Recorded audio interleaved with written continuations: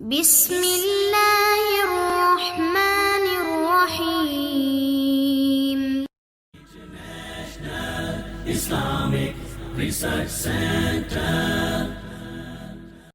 محترم سامعین اور سامعات، اللہ تبارک و تعالی ہمارا خالق اور مالک رازق ہے۔ سب سے زیادہ احسانات اس کے ہیں، اس کے بعد جس کے بھی احسان ہیں وہ بھی حقیقت میں اللہ کے ہی ہیں۔ اس کے بعد سب سے زیادہ احسانات ہم پر رسول اللہ صلی اللہ علیہ وسلم کے ہیں۔ ان کو بھی اللہ نے پیدا کیا ہے، ان کو بھی اللہ نے ہی نبی بنایا ہے، ان کو جو جو خوبیاں اللہ نے دیں وہ بھی اللہ نے ہی دی ہیں، اور ان کے تمام کاوشوں کوششوں محنتوں کی صلاحیتیں اور توفیق بھی اللہ تبارک و تعالی نے دی ہے۔ تو اس لیے سب سے زیادہ احسان ہم پر رب ذوالجلال کا ہے۔ اس کے بعد رسول اللہ صلی اللہ علیہ وسلم کا ہے، جنہوں نے ہم تک دین کو پہنچانے کے لیے اپنا خون پیش کیا۔ کون کسی کے لیے کرتا ہے؟ انہوں نے ہم تک دین پہنچانے کے لیے اپنا خون پیش کیا۔ اللہ فرماتے حریص علیکم بالمؤمنین رؤوف الرحیم، تمہارے لیے ہر خیر پر بڑے حریص ہیں اور مومنوں کے لیے بڑے رؤوف الرحیم ہیں۔ اللہ اکبر۔ فرمایا جو بھی چیز آپ کو مشقت میں ڈالتی ہو ان پر بڑی گراں گزرتی ہے، ان پر بہت گراں گزرتی ہے، اور جو آپ کے فائدے کی ہو وہ ان کو بہت اچھی لگتی ہے۔ کوئی باپ کسی اپنے اولاد سے اتنی خیر خواہی نہیں کرتا جتنی رسول اللہ صلی اللہ علیہ وسلم اپنی امت کے لیے کرتے ہیں۔ اللہ اکبر۔ تو فرمایا عزیز علیہ ما عنتم، جو بھی تمہیں مشقت میں چیز ڈالتی ہو ان کو بہت بوجھل لگتی ہے۔ حریص علیکم، آپ کے لیے بڑے حریص ہیں، ہر خیر کے لیے حریص ہیں۔ ہو نہ ہو کہ یہ لوگ مسلمان ہو جائیں، کوئی ایسی شکل بنے کہ یہ سب لوگ دین میں داخل ہو جائیں، یہ جہنم سے آزاد ہو جائیں۔ رسول اللہ صلی اللہ علیہ وسلم خود فرماتے ہیں، فرمایا تمہاری اور میری مثال ایسے ہے جیسے کسی نے آگ کا الاؤ جلایا ہوا ہے اور ہر قسم کے پتنگے آ کر اس آگ میں گر رہے اور جل رہے ہیں۔ فرمایا ایسے رب ذوالجلال نے جہنم بنائی ہے اور تم چاروں طرف سے اڑ کر اس کی طرف بھاگتے اور گرنے کی کوشش کرتے ہو۔ وَإِنِّي لَآخِذٌ بِحُجَزِكُمْ عَنِ النَّارِ، اور میں تمہیں کمر سے پکڑ کر پیچھے کر رہا ہوں۔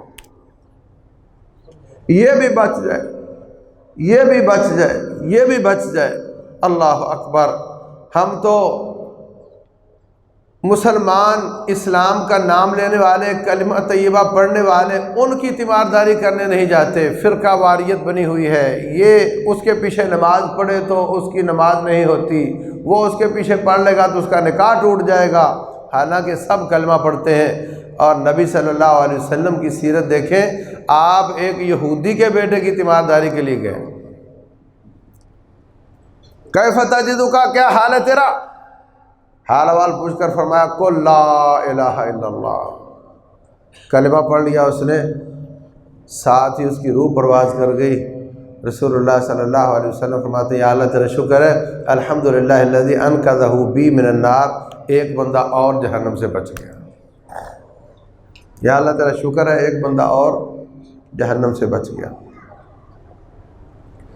تو اس طریقے سے اپنے قول سے، اپنے عمل سے، اپنے خون سے، اپنے پسینے سے، اپنی راتوں سے، اپنے دنوں کی دعوت سے آپ ہر وقت اسی کوشش میں ہیں کہ اللہ کے بندے جہنم سے بچ جائیں۔ بہت محنت کی ہے۔ فرمایا رسول اللہ صلی اللہ علیہ وسلم نے سارے انبیاء کو ایک آپشن ملا ہے کہ وہ اس میں جو دعا کریں گے وہ میں ہر صورت قبول کروں گا۔ ہر نبی کی ہر دعا قبول نہیں ہوتی۔ سارے انبیاء چاہتے تھے کہ ہماری امت مسلمان ہو جائے، دعائیں بھی کرتے تھے، تو کیا ہو گئی مسلمان؟ دعا قبول نہیں ہوئی۔ نوح علیہ السلام اپنے بیٹے کے بڑے خیر خواہ ہیں مگر بیٹا مسلمان نہیں ہوا۔ ہر نبی کی ہر دعا قبول نہیں ہوتی تو ہر امتی کی کیسے ہو جائے گی؟ یہ تصور کہ فلاں بڑا بندہ مستجاب الدعوات ہے، اس کی رب دعا کو رد نہیں کرتا، وہ تو انبیاء کی کر دیتا ہے، وہ تو انبیاء کی دعا رد کر دیتا ہے۔ فلاں شخص وہ بہت کرنی والا ہو گیا ہے، جو چاہے کر لیتا ہے، فلاں شخص لوح و قلم تیرے ہیں، جو کہہ دے ہو جاتا ہے، بھاگ کر ملک الموت سے روحوں کی تھیلیاں چھین کر لوگوں کو زندہ کر سکتا ہے۔ یہ سب باتیں امتیوں کے بارے میں لوگوں نے خود بنائی ہوئی ہیں تاکہ ہمارے گاہک زیادہ ہوں اور تاکہ لوگ زیادہ نذرانے پیش کریں دنیا کے لالچ میں آ کر، ورنہ اللہ تعالیٰ یہ تو امتی ہیں، وہ تو انبیاء کی دعا چاہے تو رد کر دے۔ رسول اللہ صلی اللہ علیہ وسلم پسند نہیں کرتے کہ یہ سارے میرے چاچے تائے دوسرے تیسرے سب مسلمان ہو جائیں۔ حریص علیکم، وہ تو بہت حریص ہے، لیکن اللہ تبارک و تعالی جس کو چاہتا ہے ہدایت دیتا ہے، اور اللہ کی چاہت کے پیچھے اس بندے کا رویہ ہوتا ہے۔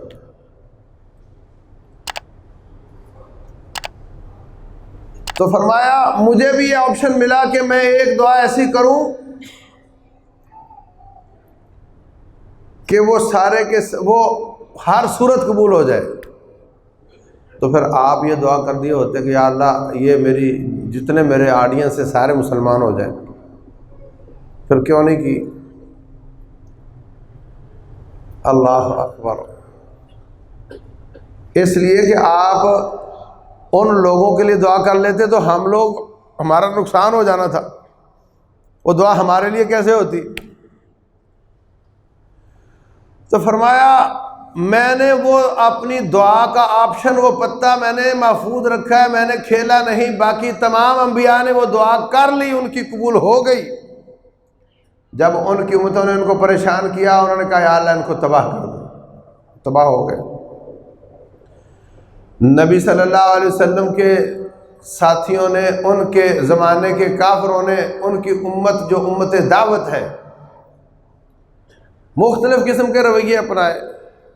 جو کافر تھے انہوں نے جان تک لینے کی کوشش کی، ماتھا پھوڑ دیا، دانت مبارک توڑ دیا، جیل میں ڈال دیا۔ طائف میں سے واپس آتے ہیں، جسم چھلنی ہے، پتھر مار مار کر لہو لہان کر دیا گیا ہے۔ جبریل امین تشریف لاتے ہیں، ساتھ ان کے ملک الجبال ہے، پہاڑوں کا ذمہ دار فرشتہ ہے۔ وہ اگر کہتا ہے جی اللہ تعالیٰ نے دیکھ لیا جو آپ کے ساتھ آپ کی قوم نے کیا ہے، اگر آپ پسند کریں تو میں ان پہاڑوں کو آپس میں ملا کر کے یہ بنو ثقیف ان کو میں ملیا میٹ کر دوں، ان کو میں پتھروں میں دانے کی طرح پیس دوں۔ آپ نے فرمایا نہیں، میں وہ آپشن نہیں کھیلنا چاہتا، میں اس کو بچا کر رکھنا چاہتا ہوں۔ آپ نے فرمایا نہیں، یہ نہیں تو ان کی اولاد میں کوئی مسلمان ہو جائے گا، میں ان کو تباہ کرنے کی دعا نہیں کرتا۔ جان پر برداشت کر لیا، پتھر کھا لیے، مگر وہ آپشن استعمال نہیں کیا۔ احد کے میدان میں آپ کے سر مبارک پر لوہے کی ٹوپی تھی، ظالم نے مارا، وہ ٹوپی جسم کے اندر گھس گئی، پتھر وہ ماتھے کے اندر گھس گئی۔ حضرت ابو عبیدہ بن جراح رضی اللہ تعالیٰ نے دانت کے ساتھ وہ لوہا نکالنے کی کوشش کی، نہیں نکلا، ان کا دانت نکل گیا مگر لوہا نہیں نکلا۔ پھر دوسرے دانت کے ساتھ کوشش کی، پھر وہ بڑی مشکل سے لوہا باہر آیا تو ساتھ ہی خون کا فوارہ چھوٹ پڑا۔ بھاگے بھاگے حضرت علی رضی اللہ عنہ گئے، پانی لے کر آئے دھونے کے لیے، اور ان کی بیوی نبی صلی اللہ علیہ وسلم کی لخت جگر حضرت فاطمہ اپنے بابا کا ماتھا دھو رہی ہے، خون ہے کہ تھمنے کا نام نہیں لے رہا، چہرہ لہو لہان ہے، جسم پورا لہو لہان ہے۔ پھر چٹائی کو جلا کر اس کے ساتھ زخم کو بھرا، اس کی راکھ کے ساتھ، تب جا کر خون تھم سکا۔ تو میرے بھائیوں، اس وقت وہ دعا کر لیے ہوتے کہ جن لوگوں نے اپنے نبی کے ساتھ یہ سلوک کیا یا اللہ ان کو تباہ برباد کر دے۔ 70 صحابہ اکرام کے ناشے تڑپ رہے ہیں، اس وقت یہ دعا کر لیے ہوتے۔ اپنی ذات پر بھی برداشت ہے، اپنی جماعت پر بھی برداشت ہے، لیکن وہ دعا نہیں کی۔ فرمایا وہ دعا میں نے بچا کر رکھی ہوئی ہے شفاعۃ لامتی، جب قیامت والا دن ہوگا، جب اللہ تعالیٰ فیصلے کرے گا یہ جنت میں جائیں گے یہ جہنم میں جائیں گے، تو وہاں میں وہ آپشن استعمال کروں گا کہ یا اللہ میری امت کو جنت عطا فرما دے۔ اپنی ذات پر برداشت کیا، اپنی جماعت پر برداشت کیا، لیکن امت کی خیر خواہی کی۔ احد کے میدان میں یہ حالت ہوئی، بدر کے میدان میں 70 قیدی پکڑے، 70 قتل کیے۔ جو قیدی پکڑے ان کے بارے میں مشورہ کیا، ساتھیوں نے کہا ٹھیک ہے یہ ہیں تو ہمارے رشتہ دار ہی سارے، آج ان کو بڑا جھٹکا لگ گیا ہے، ہمیں کچھ بھی نہیں سمجھتے تھے، اب ان کو سمجھ آ گئی ہوگی، یہ واپس ان کو کر دیا جائے، ان کو قتل نہ کیا جائے، ہو سکتا ہے مسلمان ہو جائیں۔ یہ تربیت ہے رسول اللہ صلی اللہ علیہ وسلم کی۔ ان کو چھوڑنے کا فیصلہ ہوا، اللہ تبارک و تعالیٰ نے فرمایا ما کان لنبی ان یکون لہ اسری حتی یثخن فی الارض، نبی کے لیے لائق نہیں کہ وہ قیدی پکڑے یہاں تک کہ خوب خون بہا لے۔ آپ لوگوں نے وقت سے پہلے پکڑ لیے ہیں، ابھی یہ اکڑی ہوئی گردنیں کٹنی چاہیے تھیں۔ لولا کتاب من اللہ سبقا، اگر ہم نے پہلے سے یہ فیصلہ نہ کیا ہوتا کہ آپ کو عذاب نہیں ہوگا تو آج قیدی چھوڑنے کی وجہ سے عذاب آ جاتا۔ رسول اللہ صلی اللہ علیہ وسلم فرماتے ہیں میں نے بدر کے اس باغ کی دیوار تک عذاب کو آتے ہوئے دیکھا ہے۔ یا اللہ یہ کیا ہو رہا ہے؟ 313 بھڑ گئے 1000 کے ساتھ، رزلٹ اتنا اچھا کہ 70 پکڑ لیے، 70 قتل کر دیے۔ یہ تو شیلڈ دینے کا ٹائم ہے، یہ تو شاباش کہنے کا وقت ہے کہ واہ بھائی واہ خوب لڑے ہو تم لوگ، شاباش۔ لیکن اللہ تبارک و تعالیٰ اس بات پر ناراض ہے کہ آپ نے ان کو چھوڑا کیوں، ان کو قتل کیوں نہیں کیا۔ رسول اللہ صلی اللہ علیہ وسلم فرماتے ہیں پھر اللہ تعالیٰ کے ساتھ میری بارگیننگ ہوئی، باقاعدہ مذاکرات ہوئے۔ ہاں یہ دیکھ لو اگر ان کو چھوڑنا ہے تو اگلے سال تمہارے 70 شہید ہوں گے، اور اگر 70 اگلے سال بچانے ہیں، جن لوگوں نے اگلے سال مارنے کے لیے آنا ان کو یہیں ابھی ڈھیر کر دو۔ اللہ اکبر، کیسا آپشن ہے! ہمیں تو یہی بہتر لگتا ہے کہ اب تو ہاتھوں میں آئے ہوئے ہیں، جب اللہ نے بتا بھی دیا کہ انہوں نے اگلے سال آ کر کے پھر یہی کام کرنا ہے، اب تو ہاتھوں میں آئے ہوئے ہیں، پکڑو اور مار دو ان کو۔ حضرت عمر بن خطاب رضی اللہ عنہ کہتے ہیں جس کا یہ رشتہ دار ہے نا اس کو پکڑاؤ، سینے پہ گھٹنا رکھے اور گلے پہ چھری چلائے، اور رب ذوالجلال دیکھے کہ ان کے خون کا رشتہ کمزور ہے، ان کے ایمان کا رشتہ زیادہ مضبوط ہے۔ لیکن نبی بھی وہ ہیں جو حریص علیکم، جو اتنے حریص ہیں کہ ہو نہ ہو یہ جہنم سے بچ جائیں۔ آپ کا نقطہ نظر کیا ہے؟ آپ کا زاویہ نگاہ کیا ہے؟ آپ کی سوچ کہاں ہے؟ آپ فرماتے ہیں اگر میں نے ان کو آج قتل کر دیا ہے تو ڈیفینیٹلی جہنم میں جائیں گے نا، کافر ہے، قتل ہو گئے، بات ختم۔ لیکن آج ان کو اگر میں چھوڑ دیتا ہوں تو ٹھیک ہے اگلے سال 70 میرے شہید ہو جائیں گے، لیکن ان میں کتنے زیادہ مسلمان ہو جائیں گے اور یہ بھی ہمارے ساتھ جنت میں چلے جائیں گے۔ اس لیے فیصلہ یہ کیا کہ ان کو چھوڑیں گے، اگلے سال 70 شہید ہو جائیں تو ان کو قبول کریں گے۔ اپنی جان پہ برداشت کیا، اپنی جماعت پر برداشت کر کے لوگوں کو مسلمان کرنے والے نبی کا نام محمد ہے صلی اللہ علیہ وسلم۔ اللہ اکبر۔ تو ان کا حق ہے کہ ان کے ساتھ ساری کائنات سے زیادہ محبت کی جائے۔ ان سے محبت کرنا کوئی نفلی کام نہیں کہ کر لو تو اچھی بات ہے، نہ کرو تو کوئی بات نہیں، بلکہ وہ فرض ہے، ایمان کا جز ہے، اس کے بغیر بندہ بے ایمان ہے، ایمان نہیں ہو سکتا۔ قُلْ إِنْ كَانَ آبَاؤُكُمْ وَأَبْنَاؤُكُمْ وَإِخْوَانُكُمْ وَأَزْوَاجُكُمْ وَعَشِيرَتُكُمْ وأموال اقترفتموها وتجارة تخشون كسادها ومساكن ترضونها أحب إليكم من الله ورسوله وجهاد في سبيله فتربصوا حتى يأتي الله بأمره. فرمایا اگر تمہارے ماں باپ، باپ دادا، بیٹے بھائی، قبیلہ، بیوی، تمہارے کاروبار، تمہارے بینک بیلنس، تمہارے گھر جو تمہیں بڑے اچھے لگتے ہیں، یہ سب چیزیں اللہ اس کے رسول سے زیادہ محبوب ہیں، جہاد فی سبیل اللہ سے زیادہ محبوب ہیں، تو پھر اللہ کے عذاب کا انتظار کرو. اس کا مطلب یہ ہوا کہ جس کام پر رب عذاب کی دھمکی دیتا ہے وہ نفل نہیں ہو سکتا. نفل تو وہ ہوتا ہے کر لو تو اچھی بات ہے، نہ کرو تو سزا کوئی نہیں. فرض وہ ہوتا ہے جس کو چھوڑنے پر سزا ہوتی ہے. اللہ اس کے رسول سے محبت کرنا وہ فرض ہے کہ اگر باقی چیزوں سے محبت ان سے زیادہ ہوئی تو اللہ کا عذاب آئے گا.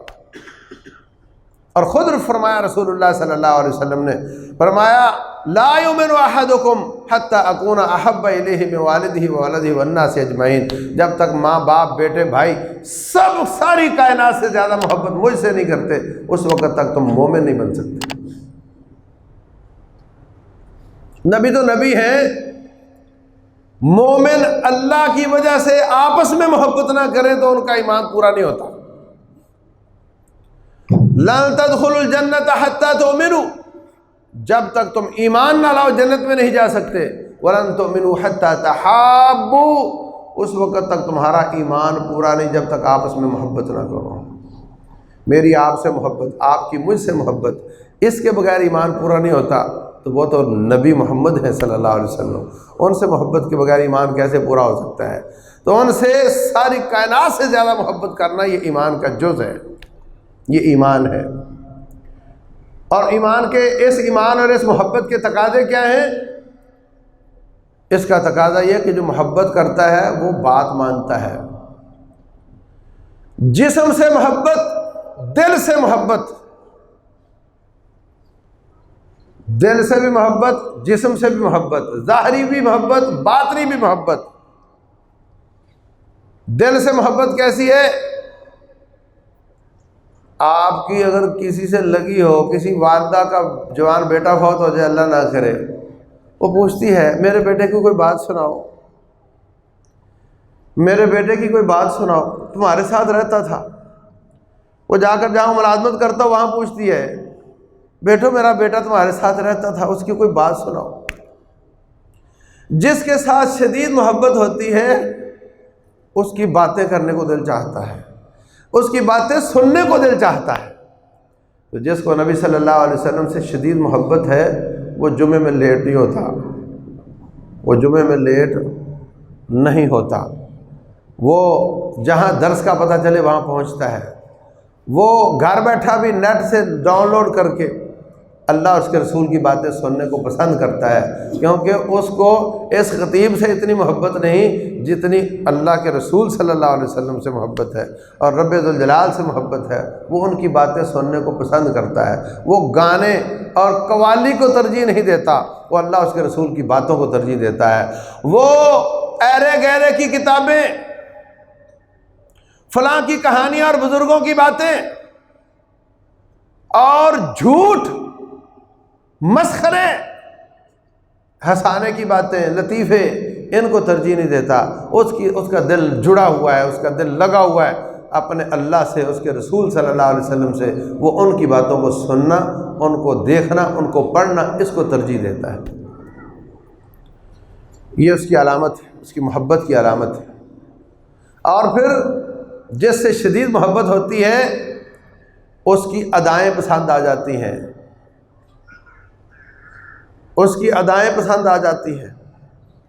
کئی حجام ایسے ہیں انہوں نے اپنے حجامت خانے کا نام ہی انڈیا کے فلمی ایکٹروں کے نام پر رکھا ہوا ہے، اور تصویریں بھی ان کی لگائی ہوئی ہیں ہمارے پاس آؤ گے تو ہم آپ کو انڈیا کے فلمی ایکٹروں جیسا بنا دیں گے. اللہ اکبر. یہ مسلمان جاتا ہے، جا کر کے چھل چھلا کر کے آ جاتا ہے اور یہ ان کی شکل بتاتا ہے مجھے اس اداکار جیسا بنا دو، مجھے اس اداکار جیسا بنا دو. جس کی نبی سے لگی ہوتی ہے وہ نبی صلی اللہ علیہ وسلم جیسی حجامت بنواتا ہے، ان جیسے چہرے کو پسند کرتا ہے۔ یہ ہندوؤں کی شکل کو، عیسائیوں کی شکل کو پسند کرتا ہے، اور ساتھ کہتا ہے مجھے نبی سے بڑی محبت ہے، اور ساتھ گستاخان رسول کے مقابلے میں جلوس میں شرکت بھی کرتا ہے، اور فرانس کے صدر کا پتلا بھی جلاتا ہے، ان کا جھنڈا بھی جلاتا ہے، اور شکل بھی اس کی ان سے ہی ملتی ہے۔ اس کی تصویریں چھپ کر چلی جاتی ہیں سفارت خانے میں، فرانس والے دیکھتے ہیں بندہ تو اپنا ہی لگتا ہے، تو یہ ان کے ساتھ کیسے مل گیا، یہ ان کے حق میں کیسے بول رہا ہے، بندہ تو اپنا ہی لگتا ہے، شکل تو اس کی ہمارے جیسی ہے، محبت کا دعویٰ اس کا نبی صلی اللہ علیہ وسلم سے ہے۔ وہ کہتے ہیں ایسے لوگوں کے احتجاج سے کوئی فرق نہیں پڑتا، اور گستاخانہ کھا کے چھاپو، ان کے احتجاج کا کوئی اعتبار نہیں۔ جن کو اپنے نبی سے محبت ہے ان کی شکل سے محبت نہیں، ان کو اپنے نبی کی شکل پسند نہیں، تو ان کے احتجاج کا ہم کیا اعتبار کریں۔ اگر مسلمان اپنے نبی علیہ الصلوۃ والسلام کی شکل و صورت کو ہی پسند کر لیں، یہی اعلان کر دیں 22 کروڑ مسلمان، اللہ جانتا ہے وہ بعد آ جائیں گے کہ یہ تو جاگ رہے ہیں، یہ تو جاگنے لگ گئے، اب خاکے مت چھاپو۔ نبی صلی اللہ علیہ وسلم سے محبت ہو تو ان کے فرامین پر عمل کیا جاتا ہے، ان کی اتباع کی جاتی ہے، یہ اس کا تقاضا ہے۔ اچھا، بات ماننے میں سستی ہو سکتی ہے، بات ماننے میں سستی ہو سکتی ہے، محبت کے باوجود سستیاں انسان میں ہو سکتی ہیں۔ رسول اللہ صلی اللہ علیہ وسلم فرماتے ہیں اذا امرتکم بشیء، جب میں کوئی حکم دیتا ہوں تو جتنی طاقت ہے اتنا عمل کیا کرو، فاتوا منہ ما استطعتم واذا نہیتکم عن شیء فانتہوا، اور جب میں منع کرتا ہوں کسی کام سے تو پھر باز آ جایا کرو، یہ نہیں فرمایا کہ اپنی طاقت کے مطابق باز آ جایا کرو۔ کرنے میں سستی ہو سکتی ہے، وہاں کہا طاقت کے مطابق کیا کرو، اور جہاں رکنا ہے برائی سے وہاں فرمایا باز آ جایا کرو، وہاں طاقت کے مطابق نہیں کہا۔ ایک شخص آپ کی کسی سنت پر عمل کرنے میں سستی دکھاتا ہے، ہم کہیں گے محبت اس کو ہے مگر سست ہے، لیکن جو آپ کے ساتھ، آپ کے اوامر کے ساتھ، آپ کے فرامین کے ساتھ ضد باندھ لے کہ اگر آپ نے کہا بیٹھو تو میں اٹھ کر دکھاؤں گا، آپ نے فرمایا اٹھو تو میں بیٹھ کر دکھاؤں گا، اس کی محبت کا کیا اندازہ لگائیں گے؟ یہ کیسی محبت ہے؟ رسول اللہ صلی اللہ علیہ وسلم فرماتے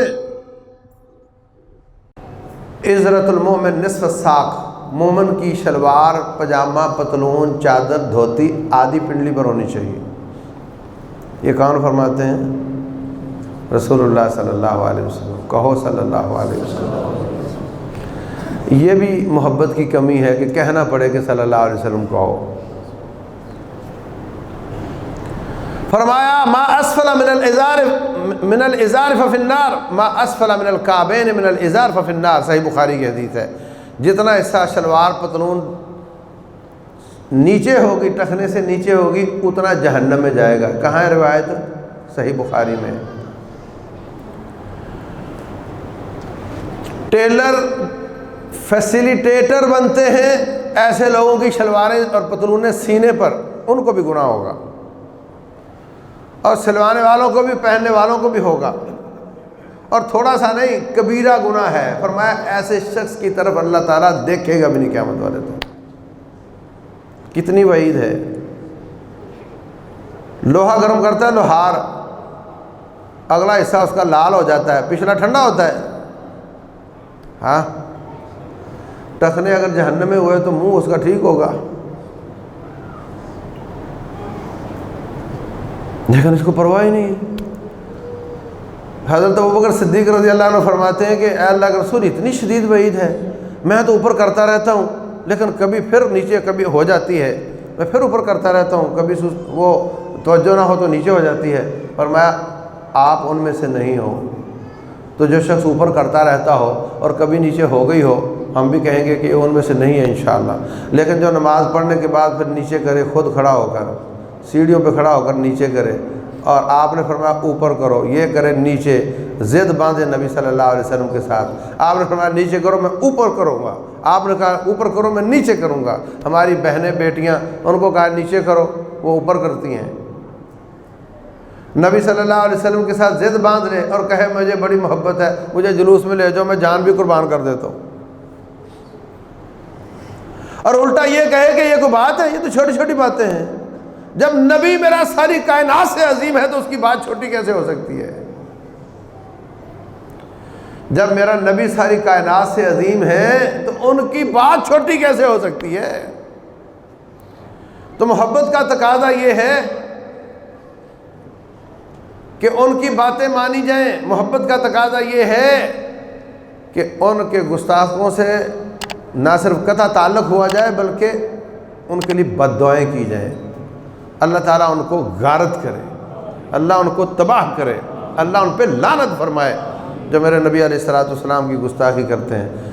دعائیں کی جائیں، ابھی نہیں بعد میں بھی کی جائیں، اس کے بعد بھی کی جائیں، اور ان کے ساتھ تعلق ختم کیا جائے۔ یہ حکومتوں کا کام ہے، یہ بھی تعلق ختم کریں۔ الٹا فرانس نے اپنا سفیر بلا لیا ترکی سے، بلوانا ان کو چاہیے تھا۔ وہ ظالم کبھی ڈنمارک یہ کام کرتا ہے تو یہ خاموش ہوتے ہیں، کبھی یہ کرتا ہے تو وہ ہوتے ہیں۔ یہ سارے گستاخ ہیں، باریاں لگائی ہوئی انہوں نے کہ کبھی تم کرو کبھی ہم کرتے ہیں۔ تو مسلمان پتہ کیا کہتا ہے؟ اچھا جی پھر بائیکاٹ کرنا چاہیے، مسلمانوں نے کوئی متبادل دیا ہی نہیں تو ہم کیا کریں؟ تو اپنے زبان کا چسکا نہیں چھوڑنا چاہتا پیپسی پی کے، ورنہ متبادل تو موجود ہے۔ اللہ نے پانی پیدا کیا ہے، اللہ نے دودھ پیدا کیا ہے، اللہ نے شہد پیدا کیا ہے، لیکن تو اپنے نبی کی محبت میں اپنا چسکا قربان نہیں کرنا چاہتا۔ بات اصل میں یہ ہے، ورنہ جب یہ نہیں تھی کائنات اس وقت بھی جیتی تھی۔ موبائل فون کی کمپنیاں مسلمانوں کی بھی ہیں، کافروں کی بھی ہیں، متبادل موجود ہے۔ پیٹرول پمپ مسلمانوں کی بھی موجود ہے، کافروں کے بھی موجود ہے۔ خام خواہ کا بہانہ، اگر تیری والدہ محلے میں کوئی سامان لینے جائے اور وہ اس کو مس ہیپ کرے اور گالیاں دے کر واپس کر دے، پھر اس کی دکان پر جاؤ گے، مجھ سے مسئلہ پوچھو گے کہ ایسی دکان پر جانا جائز ہے کہ نہیں جس نے میری ماں کو گالیاں دی ہوں؟ مسئلہ پوچھو گے؟ حد ہو گئی بھائی۔ جب رسول اللہ صلی اللہ علیہ وسلم سے محبت کائنات سے بڑھ کر ہے، تیری والدہ کو کوئی گالی دے تو مسئلہ نہیں پوچھتا، خود فیصلہ کرتا ہے، تو یہاں پہ مسئلہ پوچھنے لگ جاتے ہو۔ تلاش کرو ایمان کہاں ہے، دل میں تلاش کرو ایمان کہاں ہے۔ اور رب ذوالجلال نے ان کی صحبت کے لیے جن صحابہ کو پسند کیا ان سے محبت کی جائے۔ رسول اللہ صلی اللہ علیہ وسلم سے ایک شخص نے پوچھا میری والدین فوت ہو گئے، اب میں ان کے ساتھ نیکی کیسے کروں؟ فرمایا ان کے لیے صدقہ کرو، ان کے لیے دعائیں کرو۔ ان کے رشتہ داروں سے اچھا سلوک کرنا بھی اپنے والدین کے ساتھ نیکی کرنا ہے۔ تو آج نبی صلی اللہ علیہ وسلم کے ساتھ خیر خواہی کرنا، ان کے رشتہ داروں کے ساتھ خیر خواہی کرنا، ان کے صحابہ کے ساتھ خیر خواہی کرنا ہے، یہ سب کرنے چاہیے۔ یہ ایمان کے تقاضے ہیں۔ اللہ تبارک و تعالی ہمیں ایمان کے تقاضے پورے کرنے کی توفیق عطا فرمائے، اور رب ذوالجلال آپ کے گستاخوں کو ایسا عبرت کا نشان بنائے کہ ہم دیکھیں یا اللہ ہم بے بس ہیں اور تو کن فیکون کا مالک ہے، ان کو تباہ و برباد کر دے، ان پہ لعنت فرما دے۔ یا اللہ مسلمانوں کو اتحاد اور اتفاق کی توفیق دے، ان کو ایمان کے مسلمان حکمرانوں کو ایمان کے تقاضے پورے کرنے کی توفیق دے۔ اللہ اعلم و صلی اللہ وسلم و بارک علی نبینا محمد۔